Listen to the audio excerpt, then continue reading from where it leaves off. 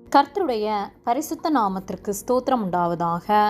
கர்த்தராகிய இயேசு கிறிஸ்துவின் நாமத்தில் உங்களுக்கு கிருபையும் சமாதானமும் உண்டாவதாக.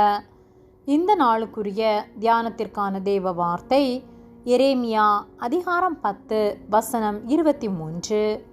கர்த்தாவே, மனுஷனுடைய வழி அவனாலே ஆகிறதல்லவென்றும் தன் நடைகளை நடத்துவது நடக்கிறவனாலே ஆகிறதல்லவென்றும் அறிவேன். பிரியமானவர்களே, கர்த்தருடைய பிள்ளைகளாகிய நாம் கர்த்தருடைய வார்த்தைகளுக்கு கீழ்ப்படிந்து அவர் நம்மை நடத்துகிற வழியிலே வாழ வேண்டும்.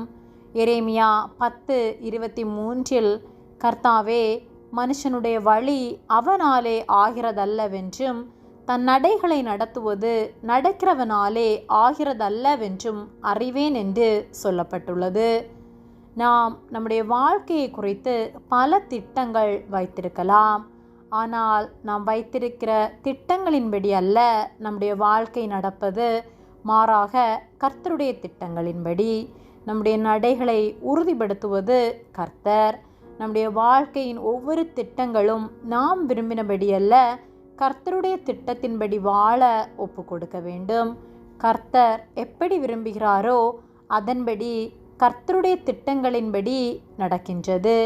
ஏசாயா 55:8 என் நினைவுகள் உங்கள் நினைவுகள் அல்ல, உங்கள் வழிகள் என் வழிகளும் அல்லவென்று கர்த்தர் சொல்லுகிறார் என்று சொல்லப்பட்டுள்ளது. நாம் நம்முடைய வாழ்க்கையை குறித்து ஒரு வழியை ஏற்படுத்தி இருக்கலாம்.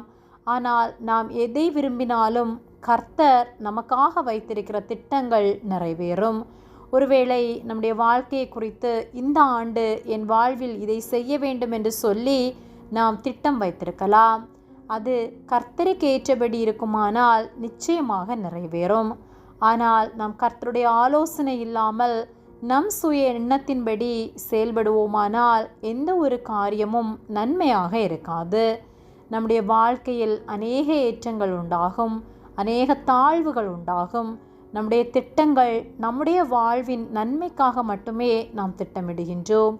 ஆனால் நம்முடைய வாழ்வில் தாழ்வை நாம் விரும்புவதில்லை. ஆனால் நம்முடைய வாழ்வில் தாழ்வுகள் வருகின்றது, நோய்கள் வருகின்றது, பலவீனங்கள் வருகின்றது. ஆகவே கர்த்தருக்கு ஏற்றபடி வாழ்வோம். நமக்காக அவர் வைத்துள்ள திட்டங்கள் பெரியது. ஆகவே அவருடைய வழி நடத்துதலுக்கு விட்டு கொடுத்து நம்முடைய வாழ்வை நாம் அமைப்போமானால் நம்முடைய வாழ்வு நிச்சயமாக ஆசீர்வாதம் உள்ளதாக இருக்கும்.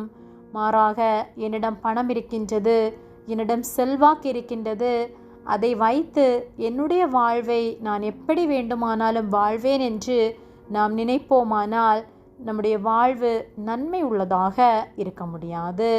ஆகவே நம்முடைய வாழ்வை கர்த்தருடைய கரங்களிலே ஒப்பு கொடுப்போம். நம்மை உருவாக்கினவர் அவர், நமக்கு ஜீவனை தந்தவர் அவர். நம்முடைய வாழ்வை எப்படி நடத்தினால் நம்முடைய வாழ்வு ஆசீர்வாதம் உள்ளதாக இருக்கும், நன்மை உள்ளதாக இருக்கும் என்பதை அவர் அறிவார். ஆகவே அவருடைய எண்ணத்தின்படி வாழ்வோம். அவருடைய வார்த்தைகளை தினந்தோறும் ஆராய்ந்து அறிந்து அதை கை கொண்டு வாழ்வோம். கர்த்தர் நம்மை ஆசீர்வதித்து நம்முடைய தேவைகளை சந்தித்து நடத்துவார். ஆமேன். ஜெபம். எங்களை அதிகமாக நேசித்து வழிநடத்தி வருகிற எங்கள் அன்பின் பரிசுத்த பிதாவே, இந்த நாளையும் நாங்கள் காணும்படியாக நீர் எங்களுக்கு ஜீவனை தந்த உம்முடைய அன்பிற்காக நாங்கள் உமக்கு நன்றி செலுத்துகின்றோம். நாங்கள் தியானித்த வார்த்தையின்படியே எங்களுக்காக நீர் வைத்துள்ள திட்டங்களின்படி நீர் எங்களை நடத்துவதற்காக உமக்கு நாங்கள் நன்றி செலுத்துகின்றோம். எங்களுடைய சித்தத்தின்படி அல்ல, உம்முடைய திட்டத்தின்படி நீர் விரும்புகிறபடி எங்களை ஒவ்வொரு நாளும் நீர் நடத்தும்படியாய் ஜெபிக்கின்றோம். நீர் எங்களோடு கூட இருந்து எங்களை ஆசீர்வதித்து நடத்துவதற்காக நாங்கள் உமக்கு நன்றி செலுத்துகின்றோம். எங்களை உம்முடைய கரத்திலே ஒப்பு கொடுக்கின்றோம். இயேசுவின் நாமத்தில் ஜெபிக்கின்றோம் ஜீவனுள்ள நல்ல பிதாவே. ஆமேன். கர்த்தர் உங்களை ஆசீர்வதிப்பாராக.